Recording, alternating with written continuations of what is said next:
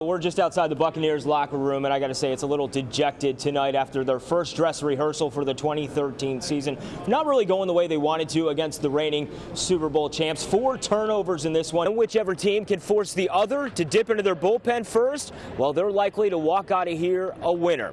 And potentially, that means the series could shift back to Boston for Game 5. Now, one player was looking forward to this conditioning test where they had to run 110-yard sprints 16 times. Luckily for them, though, Mother Nature giving them a little bit of a reprieve from the heat. Welcome into 10 Sports Extra, everyone. I'm Chris Fischer. We have a jam-packed show for you tonight. Phil Mickelson's birthday wish wasn't granted at the U.S. Open, and we'll discuss the addition of Tim Tebow to New England with Patriots insider Steve Burton. We're standing just outside Bayfront Medical Center, where Rays starting pitcher Alex Cobb is being kept overnight for observation after living through a pitcher's worst nightmare. All week long, the hype surrounded Danica Patrick becoming the first woman to ever take the pole at a Sprint Cup race. Swept under the rug was the fact that NASCAR rolled out its new Generation 6 car. When you talk about the pitching, though, look at Jeremy Hellickson, Matt Moore, not guys that really go deep into games. Do you think they set themselves up in the offseason to be able to go deeper into these games?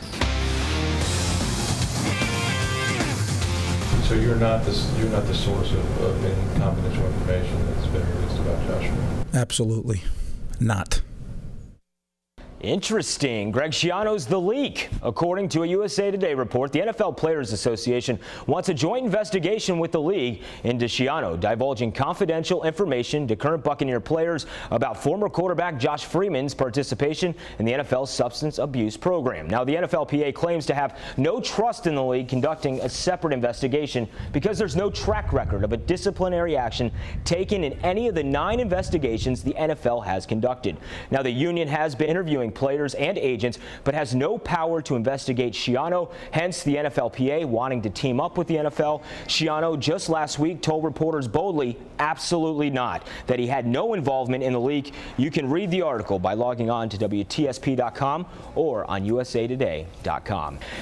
Talking a little college football, SEC upset of the day coming between the hedges in Athens. Tampa native Aaron Murray and Georgia had their hands full with number 25 Missouri, a flea flicker in the fourth quarter.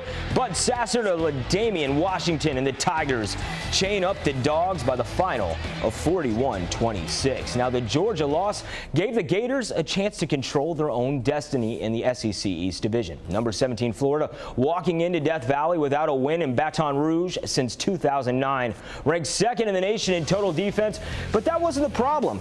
LSU shutting down the Gators offense. One of the few bright spots, Francisco Velez capping off a Florida opening drive with his first collegiate field goal. 3-0 Gators, the first of 2 for Velez in the contest.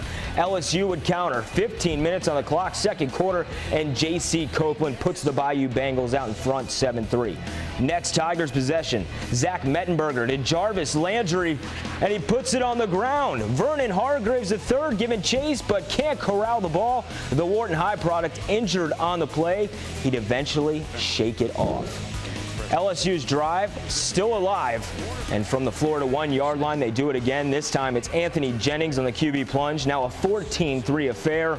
Both teams would exchange field goals. Florida struggled to run the ball. Forced to pass, fourth quarter on 3rd and 8, and Tyler Murphy is sacked by Jalen Mills, and LSU takes it 17-6. Florida falling to 4-2 on the season. Will Muschamp says this one was lost in the trenches. I thought we had too many free runners at the quarterback. What's in stores for 1-4 first place USF against Connecticut? Bulls down 3-0 UConn with the rock until the ball is batted out of Tim Boyle's hands. Ryan Giddens picks it up, and for the second week in a row, the Bulls score off a fumble defensively, giving them the 7-3 lead. Next, UConn possession, Lyle McCombs goes pinball wizard. 52 yards back and forth into the end zone. This one would later be tied at 10 in the fourth quarter. And on 3rd and 7, USF's Bobby Eveld finds Andre Davis a clutch first down. Only 8 completions on the afternoon for Eveld, setting up Marvin Kloss for the game-winning field goal. He had 2 over 44 yards in this one. Bulls win it 13-10. They're now 2-0 in the conference. On the ice, it's been a party for the Penguins when they visit the Forum. Tonight, they brought in their six-pack of consecutive wins over the Bolts, and in each of those W's, Pittsburgh has tapped the Lightning for at least 4 goals. A drop of the gloves from the opening faceoff. Ryan Malone and Craig Adams exchanging punches, and their teams would exchange goals back and forth throughout. Third period, Pittsburgh on the power play. Sidney Crosby lights the lamp, a hat trick for Sid the Kid, giving the Pens their first lead of the game, 4-3. But back come the Bolts. On the man advantage, Victor Hedman is going to feed Alex Killorn out in front, lighting the lamp, and that ties it at 4. But with just under 25 ticks in the game, Pens back on the power play. The NHL's second best team with the man advantage strikes again. Matt Niskanen with the game winner. 5-4 the final, snapping the Lightning's 3-game winning streak. At Al Lang Stadium, the Rowdies Crazies welcoming in Fort Lauderdale, the Strikers. Coastal Cup on the line, first half, 14th minute.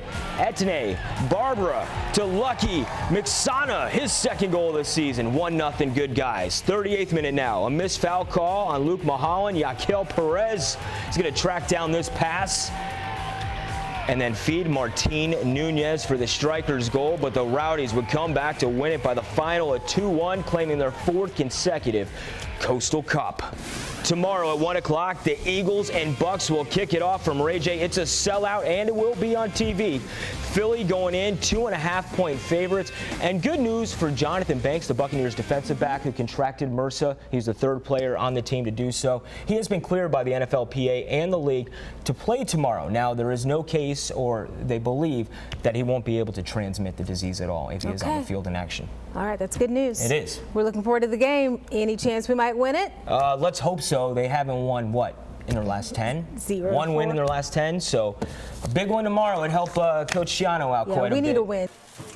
Before they hit the ice, Lightning players have to get into game mode, even if they have to get out of their wheelchair first. You see, there are 2 Lightning teams skating at the Forum.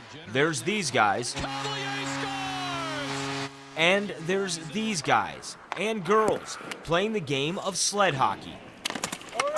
You have some of these players that love the sport, but because of a physical disability, they can't play, the way everyone else does. This gives them the opportunity to come out here and play hockey. There's goals and checking. And even a star player.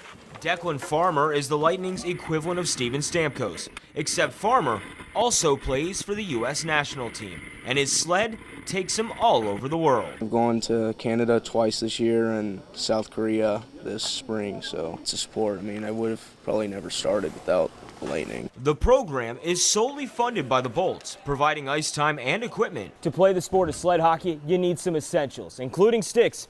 These 2 have an edge to them so they can pick into the ice. Always have to have a helmet for safety. You have to have a sled, of course. And when you're playing here at the Forum, gotta have your Lightning jersey. To them, we're disabled, but to us out here, we are not. We're just players. Whether it's on skates or a sled, when players get into game mode, it's all about one thing: love for the game. Reporting from Tampa, Chris Fischer, 10 News. A dark cloud hovers over youth sports. I just threw one pitch and then it started hurting. Woke up, couldn't move my arm. I went to get a checkup and I had a torn labrum. Kids pushing their bodies to be the best and make it to the top can wind up causing major injuries and career debilitating surgeries. The climate is such that it's getting your kid to go to college for free is a big deal, and having them be the stars is obviously what you want for your child. So that overuse, it perpetuates itself. Overexposure injuries in youth sports are on the rise. According to the Center for Disease Control, 1 in every 6 young athletes will require medical attention. One of the major reasons why? Overuse on the body.